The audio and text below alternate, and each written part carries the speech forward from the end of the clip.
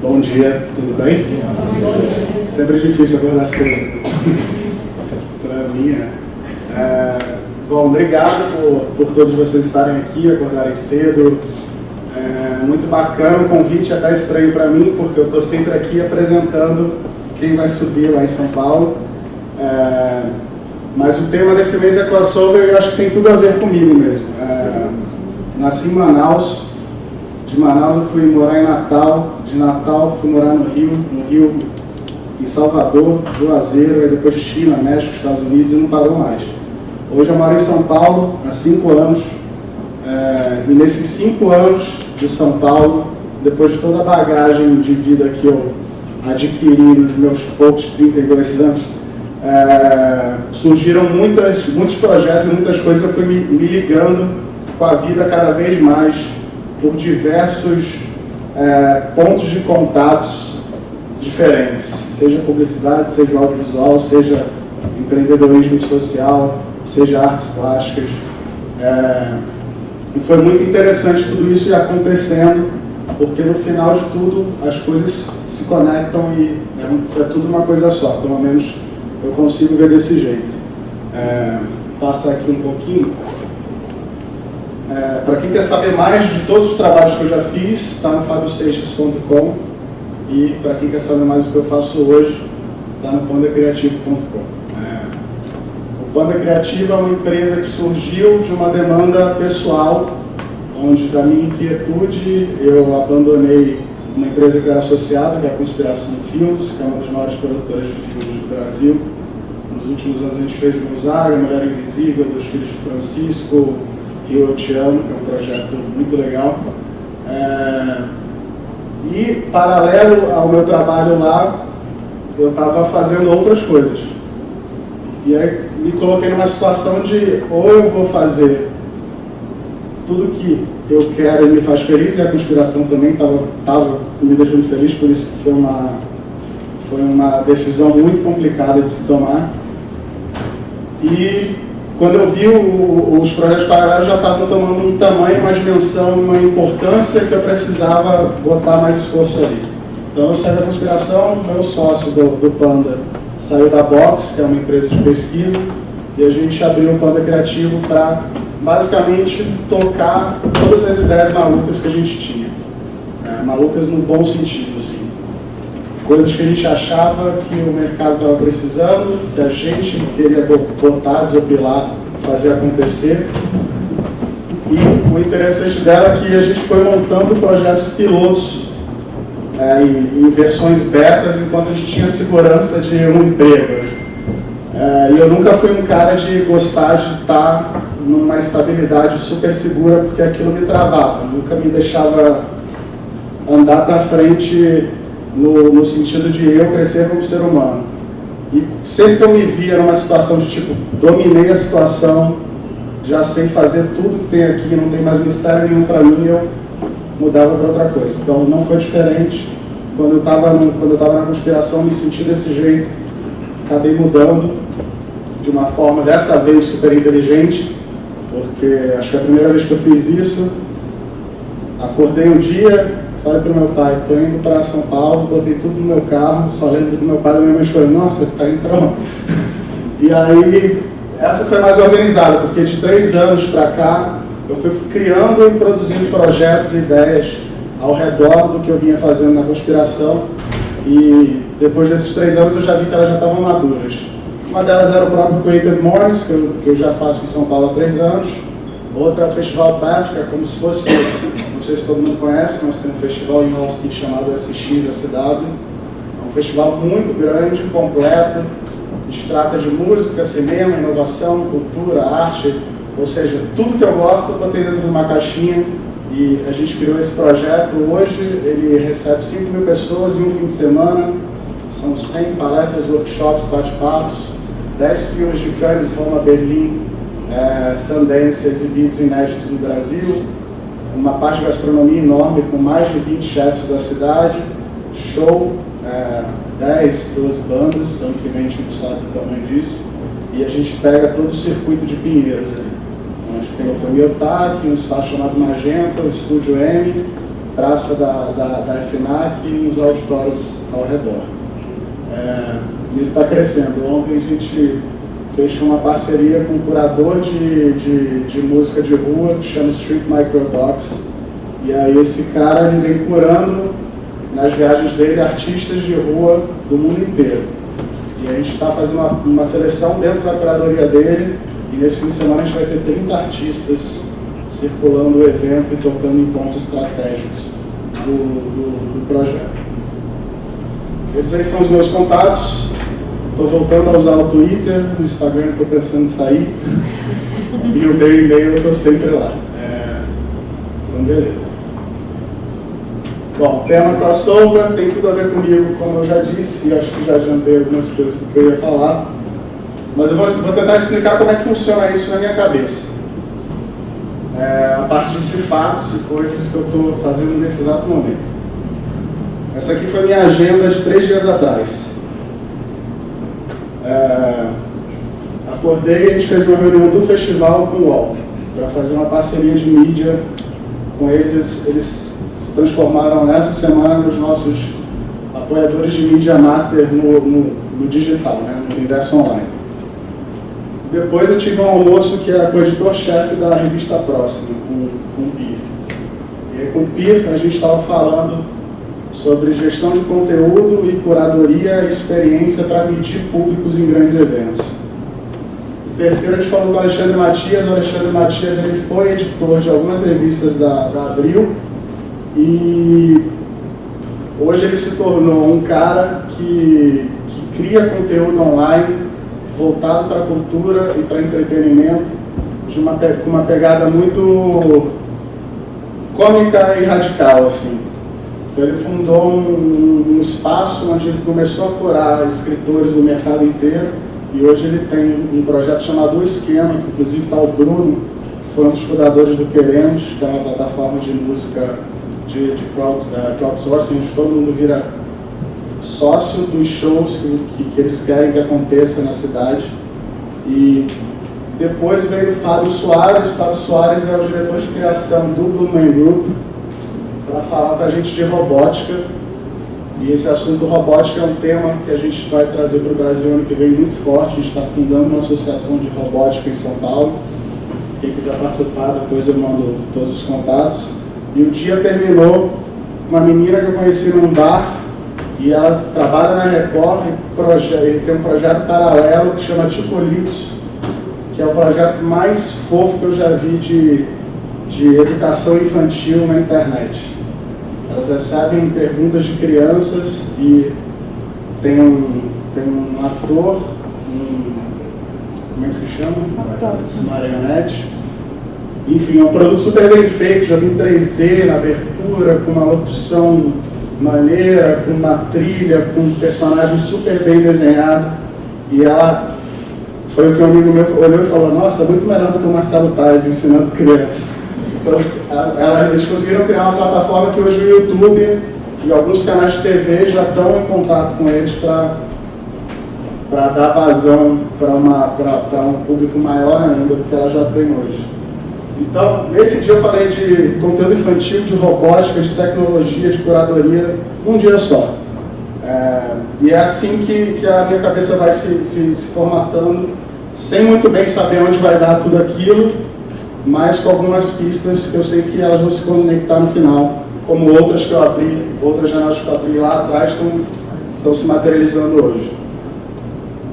Esses 4 livros são os 4 livros que eu estou lendo agora. Eu leio livros diferentes em momentos diferentes mesmo.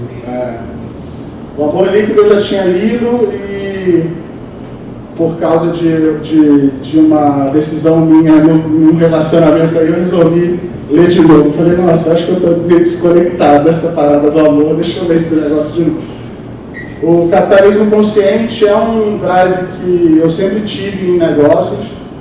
Foi um dos outros motivos de sair das grandes empresas que eu trabalhei. Tive minha empresa, fundei minha primeira empresa com 15 anos, vendi ela com 25, vou mostrar um pouco dela aqui. E aí depois o Nizam me chamou para trabalhar com o irmão dele no grupo ABC, dentro da DM9, para formar um grupo de convergência. A gente ainda estava num momento muito de briga, né? Offline, digital, que porra é essa? Como é que a gente junta isso? Como é que a gente vê a comunicação integrada? E a gente conseguiu fazer isso muito bem. Em 2 anos a gente ganhou 3 leões de ouro e conseguiu integrar a agência de um jeito muito bacana, onde depois a gente não precisou mais ficar botando esforço nisso, porque já tinha ficado uma coisa orgânica dentro da empresa. O outro chama o Demônio do Meio-Dia, que fala sobre depressão, que é um tema super atual. O mundo está com muita informação, está com muita opção, e as pessoas não sabem o que fazer com isso e acabam ficando depressivas, porque sempre a gente imagina que vai ter uma coisa melhor ali na frente, e em vez de aproveitar o que está ali, mesmo que seja coisa perfeita, sempre acha que vai ter uma coisa mais perfeita. Então ele aborda um pouco esse tema, e o K foi um tema muito legal para mim. Eu morei bastante tempo fora, então minha educação no Brasil se limitou em alguns aspectos, e esse era um que eu sentia muito falta de entender melhor, e eu fui para a Flip esse ano, conheci o Bernardo Kucinski, que é esse escritor desse livro, que ele fala sobre a ditadura no Brasil. E é um momento para a gente super importante, sofrido pra caramba. Eu li o livro e fiquei mal. E hoje eu estou lendo, tô no pipeline com mais alguns livros sobre a ditadura no Brasil. Então são 4 temas também super amplos, mas que você consegue fazer de alguma forma algum link em todos eles. Outra coisa que eu sempre faço é me expor, ir para lugares, conhecer gente e conteúdo diferente. Então esse ano eu fui já para Parintins, que é um festival lá na Amazônia, do Boi. Fui para a Flip, que é a Feira Literária de Paraty, que é incrível, que foi onde eu conheci 2 daqueles livros, Demônio da Meia-Noite e K. E fui para o Oktoberfest para conhecer a cultura lá. E quando você se abre para o mundo, coisas incríveis acontecem, né? Então, por exemplo, na Oktoberfest, cheguei lá e conheci um dos empresários da banda Cavalinho Branco, que é a banda mais tradicional do sul de música regional. E aí esse cara, acabou que eu nem fui para o Oktoberfest, eu fui para a casa do pai dele. O pai dele tem um sisteminha de som em casa e vira o DJ do próprio churrasco. E o pai com 80 anos, dançando até o chão, cantando músicas que ele compôs, fazendo poema na hora. E no dia seguinte a gente foi para o Vale das Frutas, que é um espaço onde tem um dos maiores produtores de frutas do Brasil, que era cantor antigo da banda, resolveu abrir esse negócio e há 15 anos trabalha exportando truta para o Brasil e para o mundo inteiro.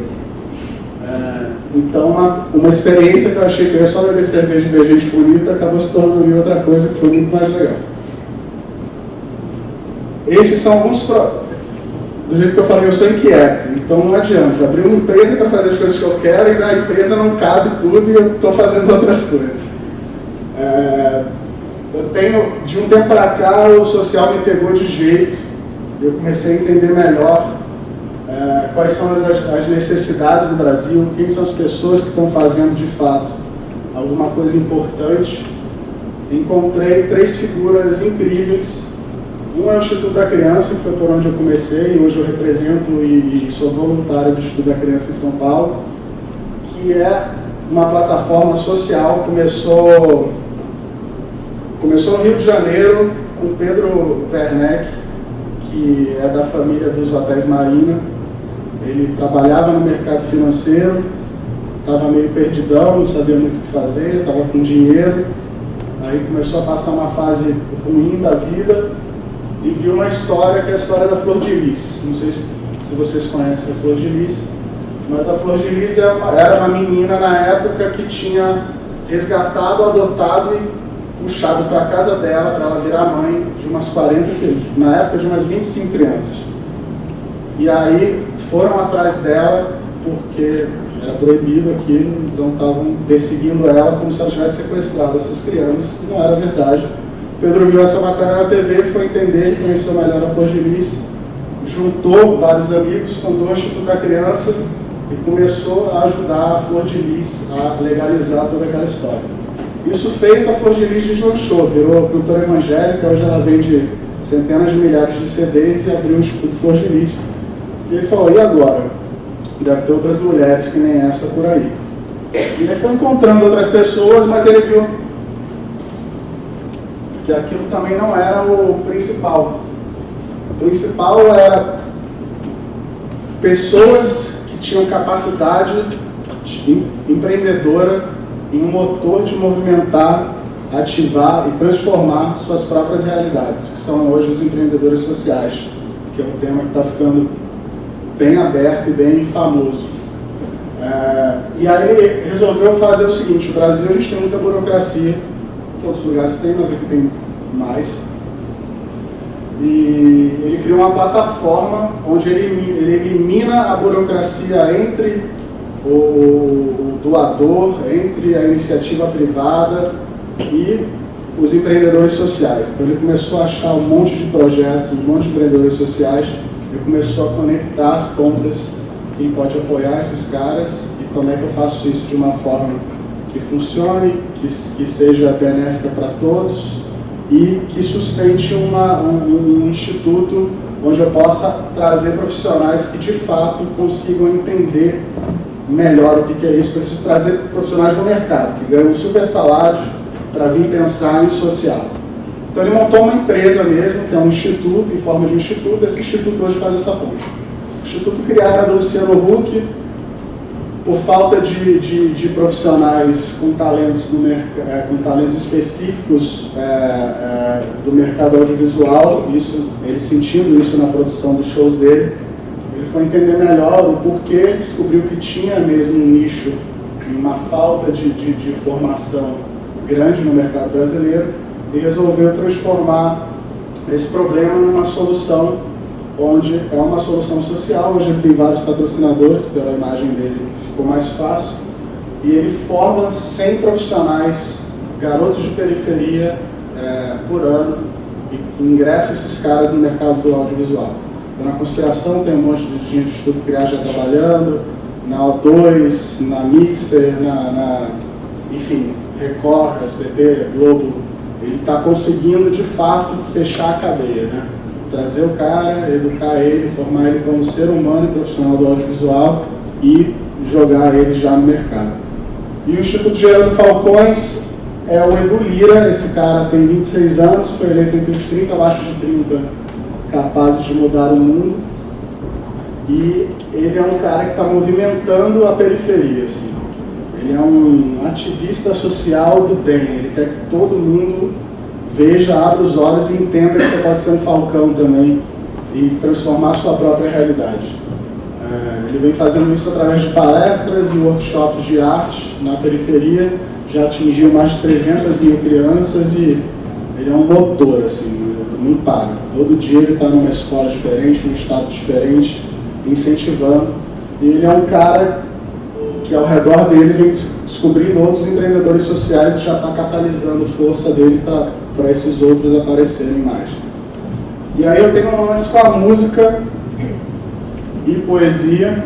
Há 3 anos atrás, uns 4 anos atrás, eu fui fazer um projeto da DM9 no estúdio de um amigo meu, que é filho do Guga Valente, que é um dos sócios do Grupo ABC.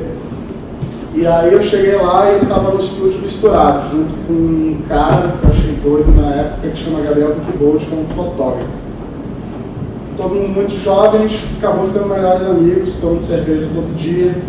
E aí, todo domingo a gente se reunia para falar da noite de sábado. E aí, eu não sou músico, e a gente começava a tocar, a escrever. E aí a coisa foi crescendo. Quando a gente viu, ano passado a gente fez uma festa sem divulgar e deu 2.000 pessoas.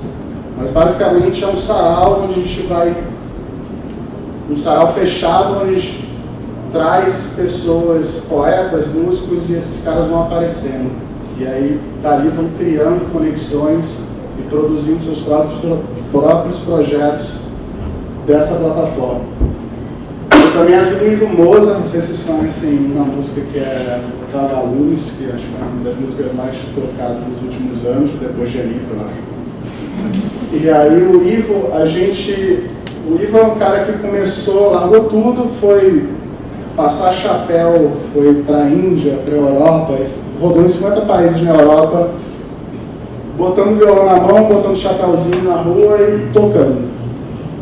E aí quando eu conheci o Ivo, porque ele pediu pra gente fazer um videoclipe dele, falei, cara, tem muito mais história aí. Ele apareceu também lá no coletivo Missa, falei, no outro dia eu liguei pra ele e falei, cara, tem gente muito melhor musicalmente que você nesse coletivo, mas você me pegou porque você entende mais do que a música, você entende o ser humano ali.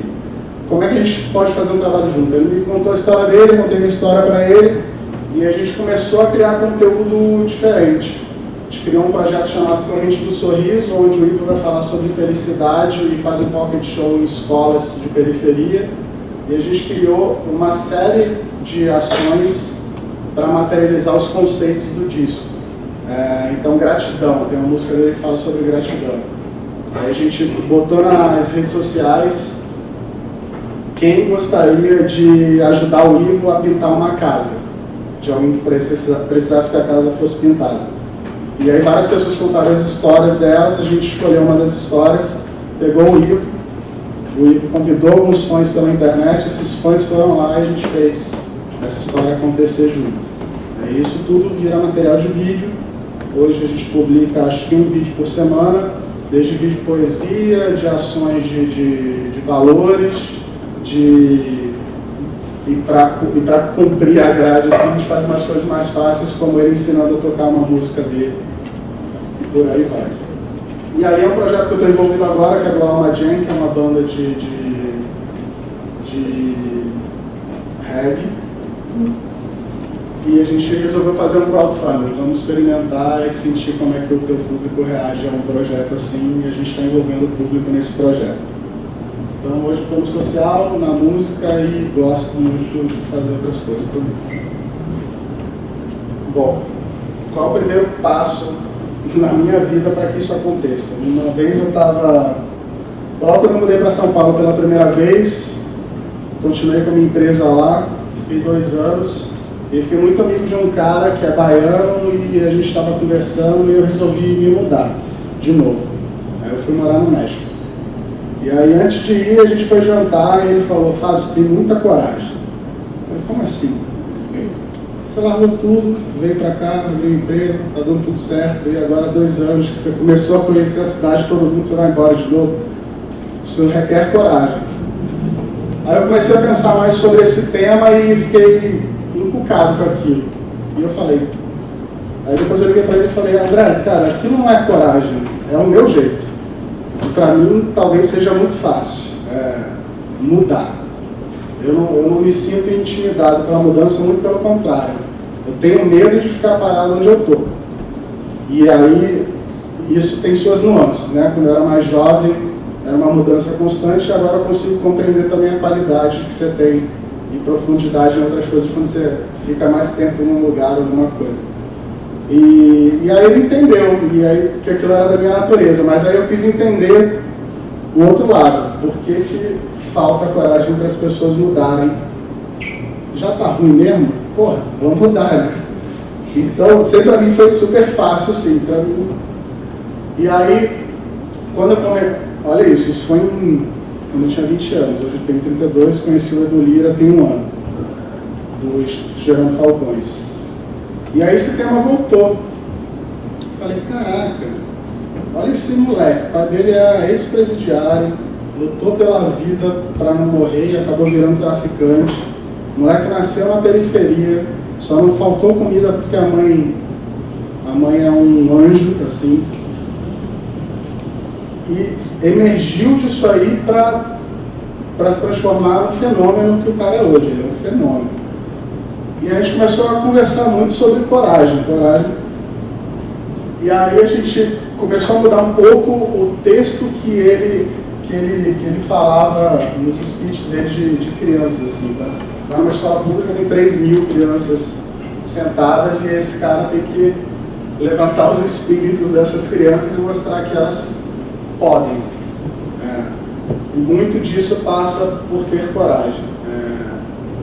E aí ele está conseguindo materializar na prática um formato onde ele realmente dá coragem para essas crianças, que é mostrar na prática como foi a vida dele, como outras pessoas se transformaram assim e como pode ser legal. Ele deixa esse movimento, em vez de ser coragem, deixa divertido, como se fosse um jogo. Pô, vamos brincar e daqui a pouco você está em outro lugar. Então ele conseguiu hackear um pouco esse tema coragem e transformar ele numa coisa de entretenimento, diversão. E tá muito mais fácil para as crianças assimilarem dessa forma. E eu acho que com adulto também é a mesma coisa. Se divertir.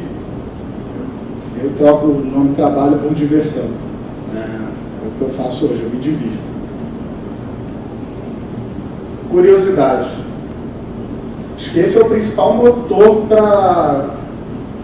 para mim, quando a gente fala de cruzar temas e tua vida acontecer de uma forma, no mínimo, mais interessante e mais completa. Quando você nasce, sei lá, meu pai, por mais viajado que ele tenha sido, ele tinha uma coisa presa nele, que eu acho que foi da época de ditadura e, enfim, travou, vocês entenderam. Que era, você tem que ser médico, você tem que ser advogado, você tem que ser engenheiro. E eu nunca acreditei naquilo. Eu tive várias brigas com ele, principalmente porque quando eu era jovem eu era um tenista bem sucedido, ganhei alguns campeonatos aqui fora do Brasil e eu literalmente cagava para a escola.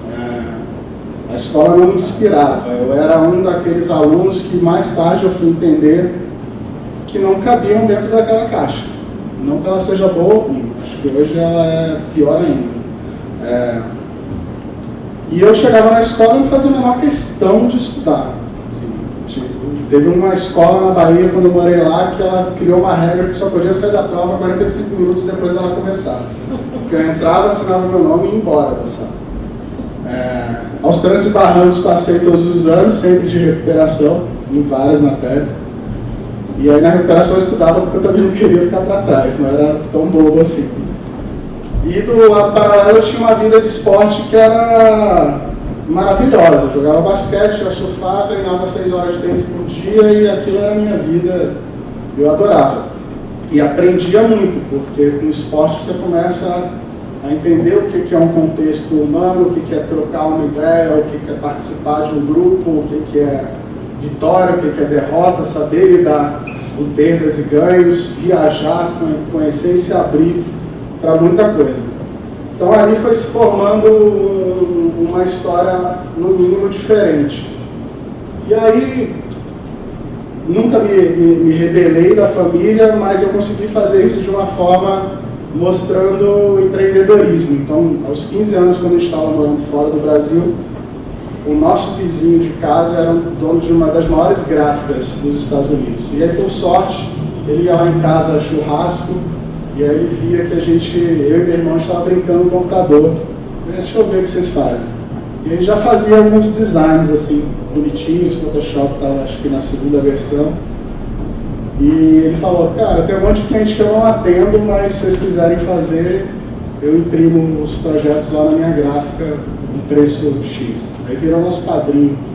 No primeiro negócio a gente abriu um negócio que já tinha essa cabeça, Free Mind Design.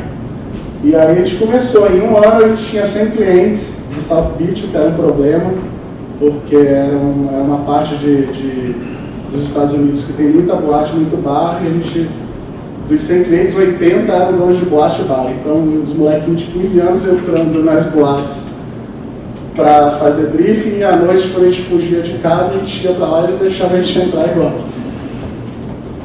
E a curiosidade foi me levando para vários segmentos. Então, eu nunca pensei que eu fosse trabalhar com design gráfico, e acabei trabalhando. Nunca pensei que eu fosse virar diretor de cinema e acabei virando. Nunca pensei que eu fosse virar um cara que trabalha com projetos sociais do jeito que eu estou trabalhando hoje, e hoje eu trabalho. E isso não foi por causa de um desenho, foi por causa de curiosidade. O que é aquilo, como é que isso funciona, por que isso, por que aquilo, como faz, onde faz, com quem faz. E aí essas perguntas vão me instigando a me aprofundar cada vez mais no conteúdo. E ele nunca fica chato para mim, porque eu estou sempre curioso de vários assuntos ao mesmo tempo. Então esse é um motorzaço para mim. Assim. E aí felicidade. Esse nem é uma coisa constante, né? Porque é difícil falar que você é feliz sempre, mas dependendo do drive que você dá para as suas decisões, da forma com que você encara seus problemas, sua vida vai ser muito mais feliz. Então hoje, construir uma empresa não é fácil. Então, por exemplo, o meu sócio ele é advogado. Ele se formou, foi para o Matos Filho, e por causa da infelicidade, ele também tem algumas questões com a família, e aí ele resolveu virar ator. Foi para o Célia Helena, ficou 2 anos fazendo, se formou como ator, péssimo ator, segundo ele, falou, gostei desse universo, mas não dá para ser ator. E aí ele acabou arrumando um estágio na produtora do Gabriel e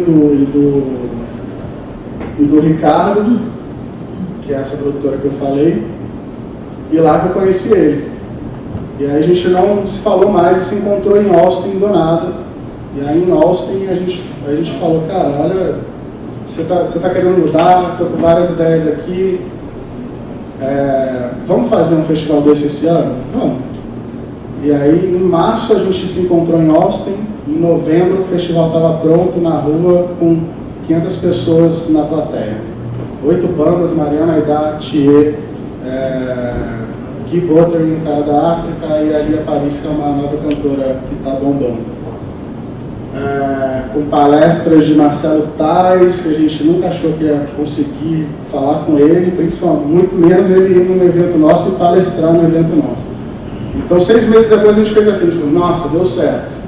Como é que a gente faz de novo?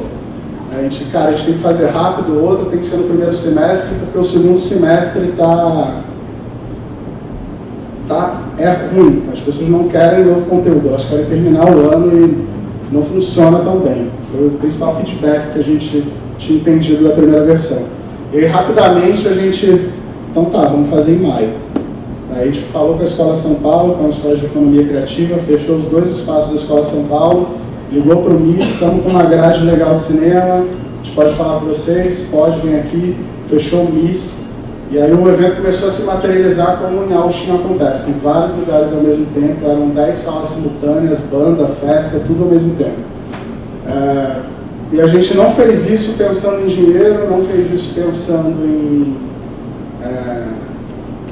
em fama, não fez isso pensando, já prevendo um novo negócio para a gente sair dos negócios que a gente estava feliz. A gente fez isso porque a gente queria ficar mais feliz, porque a gente estava muito animado com a história de poder materializar tudo isso, todas essas pessoas, toda essa convergência num lugar só, e de lá fazer algum tipo de mudança na cidade. Assim. Uma cidade como São Paulo, ela te deixa muito preso, é tudo muito difícil de chegar, de andar, de se movimentar de um lado para o outro. As horas de trabalho são muito grandes, então você acaba ficando enfiado no escritório, seja lá do que for, direito, publicidade, cinema. Então, sua patotinha fica restrita àquele grupo. Estou no cinema, então só vejo gente de cinema. Estou na publicidade, só vejo gente da publicidade. Estou na arquitetura, só vejo arquiteto, decorador e paisagista. E aí a gente falou, cara, a cidade precisa de fato se conectar. E eu já estava com o Creator Minds, eu falei, o Creator Minds está fazendo um pouco disso, mas acho que a gente precisa de um selo maior, onde de fato a gente consiga ligar robótica e programação infantil. E aí a gente conseguiu fazer. E aí, por conta disso, 2 grandes investidores olharam para esse festival, quiseram entrar, a gente conversou, são amigos, tinha a ver, entende no mercado criativo e não ia encher nosso saco. E aí a gente abrir o Panda Criativo para construir e continuar essa sensação de estar feliz com o que está fazendo e não ficar estagnado num lugar só. E eu não estou falando que ficar num lugar só é ruim. Ficar num lugar só é ruim quando você pensa do mesmo jeito e faz a mesma coisa. Você sempre pode repensar o lugar que você está. Isso eu fiz na conspiração. Primeiro ano eu estava achando ruim, segundo já estava achando legal, terceiro eu estava achando caralho, no quarto eu falei, tá muito legal, quero mais, e não deixaram ir mais, e falei, então valeu, estou fazendo outras coisas e vou sair. Então meu motor continuou. E dentro desse espaço, dessas corporações, também sempre construiu, sempre foi assim. Na minha empresa, essa que eu tive durante 10 anos, que eu abri com 15 com meu irmão, a gente começou com design gráfico, depois começou a surgir experiências em CD-ROM, a gente começou a entender o que era aquilo. Aí surgiu uma tecnologia do QuickTime, que era para dar a volta 360 em espaço, você tirava um monte de foto, e ele grudava isso tudo e você navegava nos espaços. A gente começou a vender esse tipo de serviço e criar uma integração entre duas plataformas, o QuickTime e o Director, que era um flash meio para CD-ROM, onde você criava games, etc., embarcava numa mídia fechada. E daquilo a gente evoluiu, começou a internet bombar de verdade, e a gente acabou virando uma produtora multimídia de conteúdo e de websites. E ela terminou, quando eu tinha 25 anos, com esse formato. E sempre por causa da curiosidade, da coragem e da felicidade. Tinha que estar feliz. Então, eu sou meio que, não sei se é abençoado a palavra, mas sou bem satisfeito por a vida ter me trazido oportunidades de aprimorar e de estar sempre num estado feliz. As coisas que me deixam tristes de verdade são bem pontuais, como assuntos de família pesados, etc., que você não tem como evitar. Bom, eu acho... É isso? É isso. Bom, eu não vim aqui para ensinar, espero que vocês tenham se inspirado um pouco com a minha história, talvez aprendido também alguma coisa.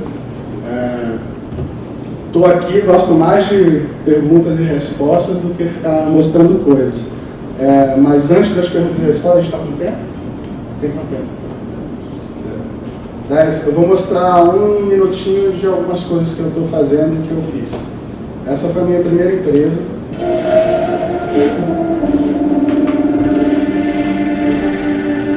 Esse foi o último reel dela. Isso deve ter sido 2004.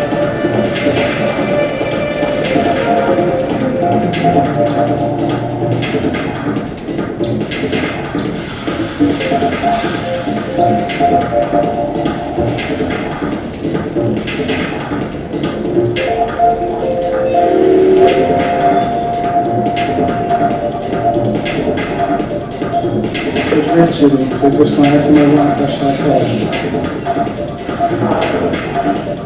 A gente chegou no nicho que é imobiliário, assim, acho que a gente chegou a fazer 20 websites imobiliários em uma semana. Bom, eu vou mostrar o tempo integral de todos os vídeos, vou mostrar tudo online no Fábio Seixas. Esse aqui foi meu último reel da conspiração.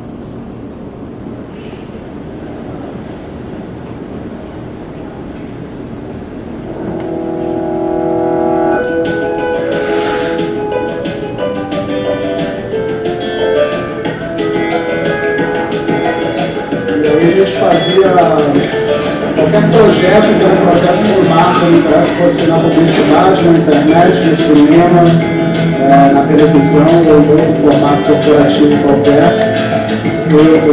Esse núcleo novo de inovação da conspiração é que produziu essas coisas. Então, desde montar o estúdio móvel da Coca-Cola e daí sair toda a campanha para o patrocínio deles, até montar uma exposição de arte para lançar os novos tênis da reserva, pequenas e grandes, construir o YouTube com Lázaro Ramos para mostrar as inovações de Volkswagen, deixar a Xuxa morena, então tinha um monte de história. E aí esse vídeo a gente fez para mostrar para quem queria contratar. Eu nunca gostei de livro só de vídeo, mostrando só o que aparecia na tela, porque parecia que o livro todo mundo era igual, a produtora na esquina era dois. Eu olhava os dois e falei, cara, quem que eu comprar? E aí que de fato eu quis mostrar como se produzindo. Então vocês vão ver no final que tem um monte de gente embaixo da mesa, que são as pessoas que estão girando, fazendo a impressora funcionar. Então, para mostrar para o cliente que tinha pessoas por trás. Que não era ligar uma câmera e fazer, foi uma estrutura. E a conspiração dava essa estrutura, uma muita qualidade de entregas.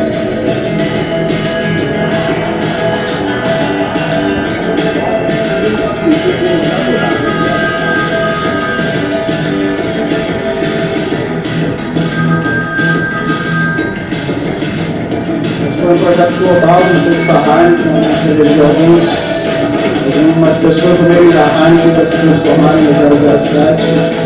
E esse é o longa que a gente lançou agora, mas que a gente decidiu lançar como um movimento. E deu uma plataforma que acabou o filme, ela continua viva, já deve ter umas 2 milhões de pessoas no Facebook, mais de 100 publicações ao vivo realizadas na cidade.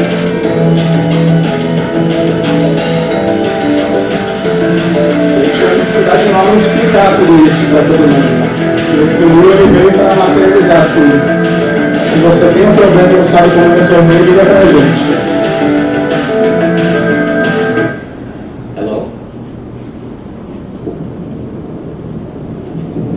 Isso foi outra coisa que eu consegui fazer na conspiração, não dei uma logo. Não aguentava mais uma logo velhaça de 20 anos. Aí, paralelo à conspiração, eu comecei eu já mexia um pouco com arte na Bahia, que eu morei lá um tempo, onde a gente tinha um lugar que era tipo Oscar Freire na Bahia, de São Paulo, mas na Bahia, que chamava Trapiche. Lá era um lugar onde só andava os ricos da sociedade e os gringos que iam para Salvador e iam para lá comer. E aí o nosso escritório da DigiArtes na Bahia ficava lá. E a gente falou com os donos dos prédios. A gente falou, cara, vamos fazer essa escada aqui inteira trazendo artistas da periferia de Salvador.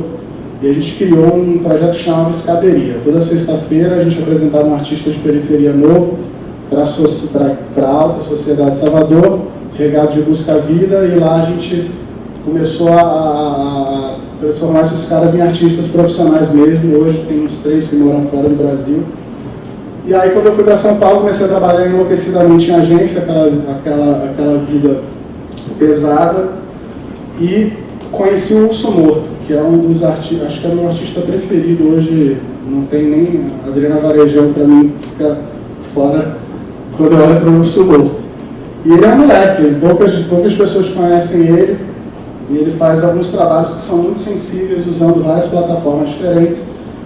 Estava meio sem grana na época, aluguei um estúdio para ele e a gente começou ajudar ele a produzir uma série, que é essa série que chama E Assim Vou Morrendo Violentamente. E a gente fez uma exposição, então nunca me expliquei da arte.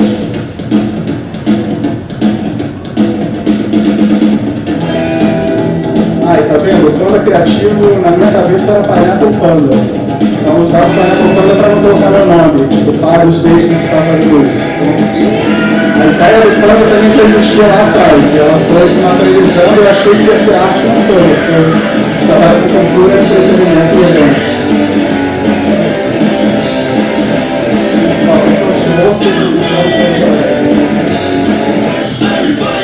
tem os vídeos que ele fez com um coletivo que chama 12PM das manifestações de São Paulo, uma coisa de louco, assim. Ele tomando pedrada na câmera, estourando o vidro na cara dele, uma videoreportagem que parece cinema de Hollywood. Assim. Esse aqui é o coletivo Missa, a gente se encontra, apesar da festa gigante, a gente não gostou de fazer ela, porque a gente acha que é uma coisa íntima e não é para o público. Então a gente, domingo, 5 da tarde, provavelmente esse domingo vai rolar, a gente manda SMS um para o outro, vamos fazer, como é que tá cansado, não tá? Vamos. E aí a gente se reúne e vira isso aqui.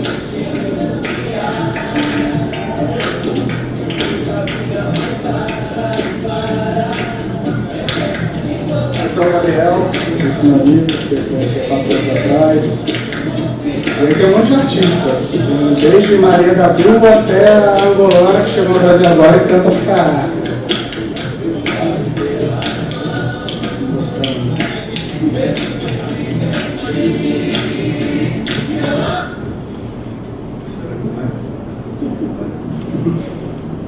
Bom, Coletivo Missa tem na internet aqui.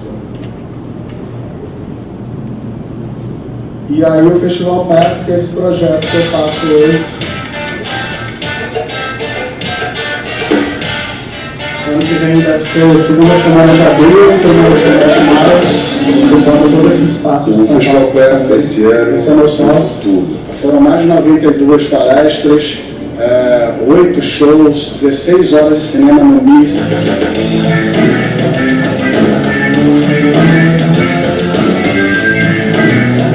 Desde o Ninja Ninja até o Anjinho que eu falei que está fazendo de novo na tecnologia.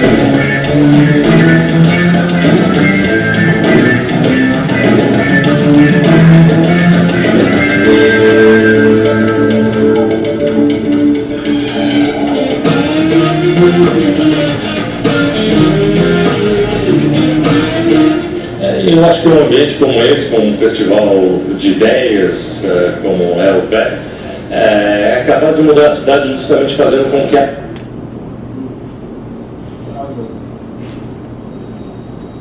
Bom, esse é um resuminho para vocês entenderem o que eu estou fazendo e o que eu fiz, e agora já tem coisa nova vindo aí. Perguntas? Pergunta aí. Eu queria te agradecer a oportunidade de poder expor para a gente um pouco da sua vida. E essa mentalidade criativa sua, mente incessante, é fantástica. Queria entender aí em quais momentos da sua vida você conseguiu encontrar plenitude, se hoje você vive isso, onde você encontrou sua paz espírita, o que te... aonde que isso te levou? Bom, acho que a plenitude eu encontro em vários momentos, né? Mas o mais legal é você estar num espaço linear ali que você sabe que está tudo bem. Então, quando você faz uma coisa muito caralho, tipo, a primeira vez que eu, por causa dos projetos sociais do Instituto da Criança, eu conheci o Edu Lira. Ali foi um momento, caralho, esse cara eu precisava conhecer. E nada mais do que isso. Qual foi a outra pergunta que tinha a resposta? A plenitude. O que te move? O que me move? Não sei, o que me move é a minha inquietude mesmo. Assim. Esse lance de querer, de ser curioso e buscar uma coisa nova toda hora. Acho que é isso que me move. Mas, não sei, eu cheguei... Eu nunca fui tão tranquilo do jeito que eu sou hoje. Sempre fui quieto, não sei o quê, mas sempre muito mais inquieto por dentro. Então hoje, saber que não interessa o que eu vou fazer, tipo, vocês vão achar meio maluco, eu vou contar porque ele falou que talvez seja um dado impactante.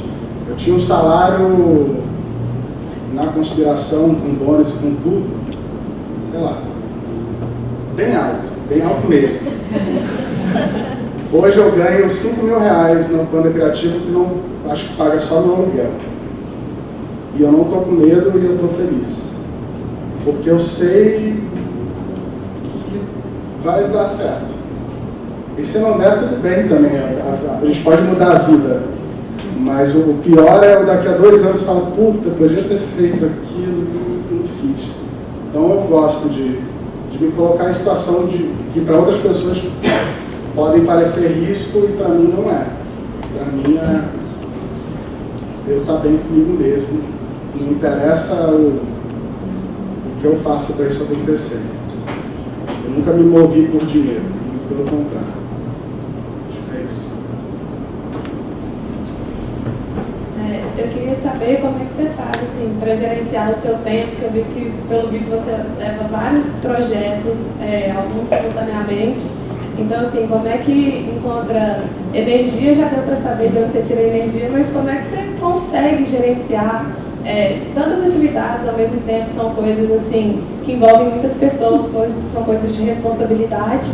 Então, assim, como é que você faz esse gerenciamento de tempo na sua vida e sem deixar de viver a sua vida pessoal, pelo que você falou também, você aproveita bastante.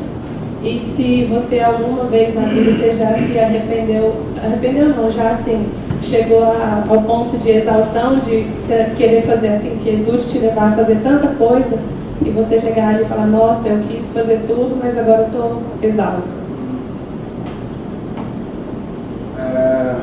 Foi muita pergunta. A exaustão foi uma coisa de maturidade. Eu fui entendendo o que dava e o que não dava para abraçar e comecei a dizer não para várias coisas. Isso aqui está tudo isso, tem muita coisa que eu disse não e não está aqui que eu queria participar. Como eu faço para administrar o tempo? Também foi uma coisa de maturidade. A primeira coisa que eu entendi é que nada precisa ser para ontem. Você pode, primeiro, planejar muita coisa e, segundo, nem tudo precisa acontecer ao mesmo tempo. Eu não preciso lançar um livro, um filme, abrir uma empresa, tudo ao mesmo tempo. Mas eu posso ir abrindo essas janelas. E elas vão acontecendo organicamente. Eu vou lançar um livro, talvez esse ano, mas a minha co-escritora está em depressão. Então não estou forçando a barra. Esse livro já está escrito há 3 anos. E a gente sempre quis planejar o lançamento de um livro muito legal, que a gente chamasse artistas e amigos para lerem poesias e trechos que tem nesse livro, e essa seria a campanha. A gente nunca conseguiu fazer isso. Então estou angustiado, está ali. Daqui a pouco ele volta e a gente começa a liberar esse assunto. Então acho que esses são as duas principais formas. Uma é ter calma, saber dizer não, 3, né? A segunda é se planejar, dá para planejar, não precisa ser uma loucura. E a terceira é que nada precisa ser para aquele momento, ser, sei lá, um projeto social eu faço aqui, num determinado tempo, e dou algum esforço ali. Os outros que precisam de mais carinho, mais cuidado, por exemplo, o Festival PEF, eu tenho certeza que depois dessa terceira edição, eu pessoalmente vou gastar muito menos energia com ele. Então vou ter mais tempo vou continuar fazendo ele e vou ter mais tempo para fazer outras coisas. Então você vai se acostumando e profissionalizando em cada segmento ali. E a última, que é a mais importante, sempre tem mais gente, você nunca faz nada sozinho. Às vezes tem uma coisa que é a minha ideia, mas que outra pessoa gosta de fazer e vai lá e faz. Não precisa ter crédito de tudo. Todo mundo tem seu crédito dividido igual, e assim, tem coisas que vão morrendo na minha mão que outras pessoas pegam. Tipo, primeiro ano do Coletivo Missa era eu que ligava, era eu que comprava cerveja, era eu. Hoje é o SAR que está nessa vibe agora que não deixa o coletivo deixar de acontecer. Daqui a pouco eu posso me animar de novo, daqui a pouco surge um moleque lá, tipo, surgiu já, o Enzo, que é um moleque de 18 anos, já tem mais de 70 composições, e aí ele se anima com a história, e ele começa a fazer parte, e ele começa a liderar. Mas está todo mundo junto. E aí, então, pessoas também é uma parte importantíssima desse processo. Vou ficar aqui para não ter que voltar. Eu queria saber qual que é a sua formação, assim, acadêmica.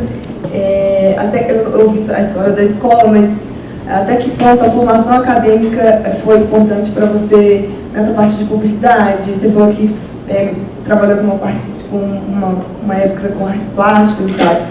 E eu estou numa transição de carreira, assim, nos últimos tempos, e por isso que eu quero perguntar, porque às vezes eu me sinto um pouco velha, assim, para de repente começar a estudar uma coisa que é completamente, porque eu sou formada, sou advogada, e estou totalmente ligada às artes agora. Então, assim, às vezes eu tenho a impressão que eu vou ter que, tipo, sei lá, correr atrás de uma forma muito absurda, assim, para poder, enfim, desenvolver essa parte que foi tão suprimida durante tanto tempo. Então, eu queria saber, assim, qual que é a sua formação e o grau de importância em, por exemplo, cursos para você, ou como que você foi fazendo, como que você faz para se especializar e para desenvolver essa parte, assim.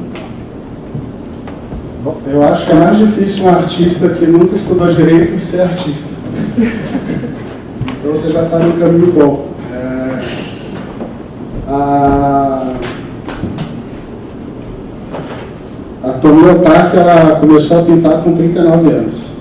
O fundador da Globo, Marinho, abriu a Globo com 60. Então, nunca é tarde, né? Está sempre cedo, aliás. De formação, eu, por causa do tênis, eu ia entrar numa faculdade de administração nos Estados Unidos, eu tinha bolsa para jogar lá, e aí eu vi esse bairro era legal. Eu tinha um vizinho que ele era animador da Disney. Eu pirava nas coisas que ele estava fazendo. E um dia ele me levou na faculdade dele. E aí eu cheguei na faculdade dele, eu estava subindo a escada para conhecer a sala de desenho. E aí desce um cara rolando a escada com o outro com a câmera na mão. Eu falei, é aqui que eu vou ficar. Aí no mesmo dia eu já me inscrevi na faculdade sem meus pais saberem. E a gente foi de férias, veio de férias para o Brasil. Quando eu voltei, ela me ligou, e aí, você foi aprovado, você vai entrar, e eu tive que contar com os meus pais que eu não ia. Então, eu fiz uma faculdade de artes plásticas, mas com ênfase em produção multimídia. Eu tinha áudio, vídeo, ilustração. Me formei super cedo, porque eu era um ano adiantado aqui no Brasil. Quando fui para lá, adiantei mais meio ano. Me formei com 20 anos na faculdade. E aí, quando eu vim para o Brasil, eu comecei a trabalhar com muita agência de publicidade, que era um universo que eu não conhecia, porque os clientes aqui eram as agências. E aí comecei a entender o universo de publicidade de dentro como fornecedor. E aí me senti um pouco defasado, queria aprender mais, mas a criação já estava inerente em mim, já estava ali. E aí o que eu fui buscar? Eu fui buscar um conteúdo a mais, assim. Comecei a me apaixonar pela área de planejamento. Aí eu fiz um curso de planejamento de comunicação na Miami Ed School. Aí na Bahia, para dar uma alegria para o meu pai, eu como empresário vi que eu estava precisando, principalmente no Brasil, que é muito difícil ter uma empresa e ser empreendedor aqui, uma base de administração. Eu fiz MBA em administração na Faculdade Federal da Bahia, na UFBA. E aí depois fiz vários cursos, assim. E de curso, tem sempre alguma coisa boa no curso, né? Eu acho que você tem que entender e pesquisar dependendo de quanto você tem para gastar, principalmente, porque é um esforço muito grande você aplicar, tipo, esse curso da Miami Ed School era uma fortuna na época, era, sei lá, 8, 9 mil reais, um negócio absurdo. Então você tem que pesquisar primeiro para não se frustrar com aquele teu investimento e estar lá naquele momento falando, putz, e aí virar um conflito, tipo, você tem que estar lá inteiro. Então, você eliminar esse tipo de problema do caminho é ótimo, pesquisando e se interessando é uma forma muito grande. Mas para mim, curso hoje, ele é muito mais para fazer rede, conhecer gente, do que para aprender de fato, assim. Porque aprender está tudo aqui.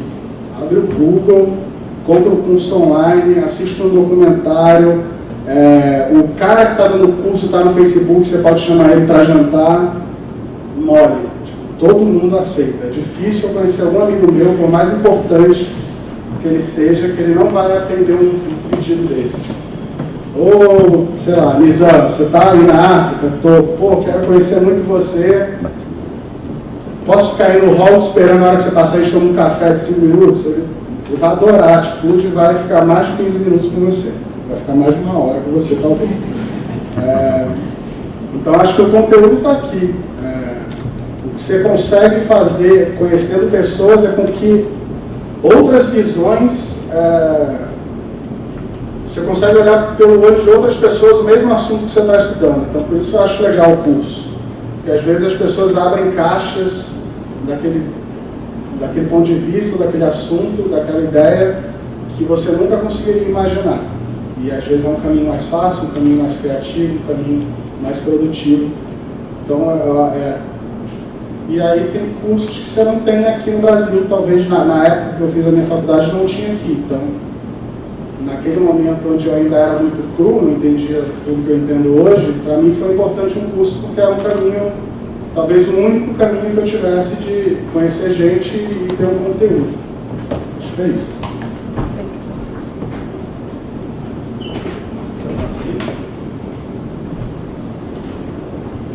Bom dia, muito obrigada pela palestra. Durante a palestra toda você falou muito sobre gente, sobre as pessoas agregando para os seus projetos, etc. Você acabou de falar que faz muito curso para conhecer, para fazer uma rede de contatos. Como que você acha que você atrai as pessoas para o seu ciclo de contatos? Porque eu acho isso muito importante, vindo de uma pessoa, pelo que você falou, que tem uma rede enorme, que conhece gente do mundo inteiro. Como que você faz para se aproximar das pessoas e como que é a dinâmica? O que você acha que tem de diferente para você conseguir se conectar a tantas pessoas? A cara de pau. É isso. E aí começa assim, depois eu fui fazendo coisas legais e pessoas querem vir me conhecer, que é muito louco. O que tem pra ver com isso aí? Mas eu acho que o principal motor é esse, a cara de pau. Pega o telefone e liga, vai, se mexe. Não tem... A gente não se conhecia. Peguei o telefone e liguei. Cara, como é que você fez para Gerdau patrocinar vocês? Me ensinou. Tá ótimo. E é assim que vai. As pessoas estão dispostas mesmo a contar seus segredos, suas ideias e compartilhar. Ainda mais quando... O que eu acho errado e que eu acho que é ruim, eu nunca liguei para alguém que eu não tinha nada de fato para falar. Sempre tinha algum assunto, tipo...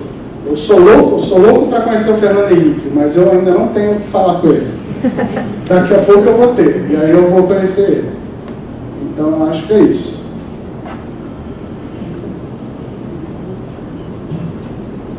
Mais? Não? Tá bom, obrigado, gente.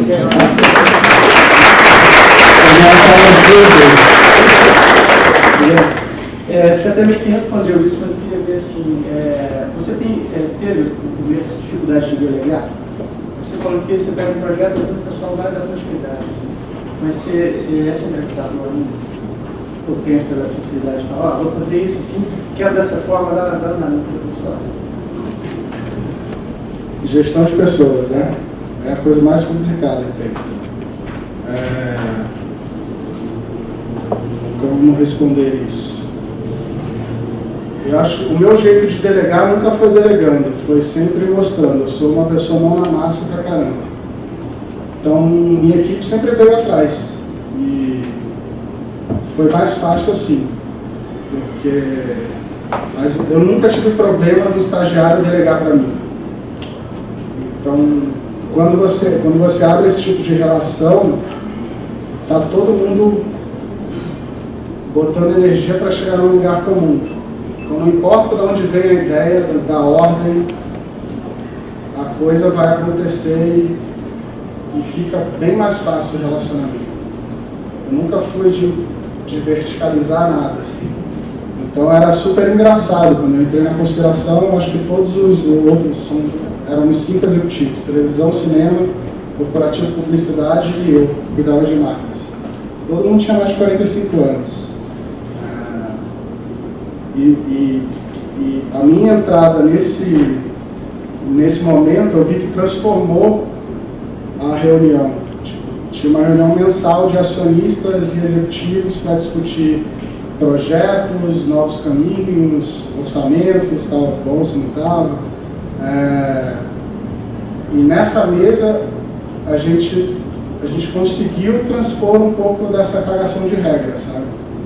E já estava, a conspiração já é uma estrutura bem horizontal, onde às vezes a solução, o moleque que saiu do New York Film Academy, do Instituto Criar, consegue resolver um problema para você que você, dinossauro lá da história, Andrucha, Breno, Cerveira, Cláudio Torres, nunca iria imaginar.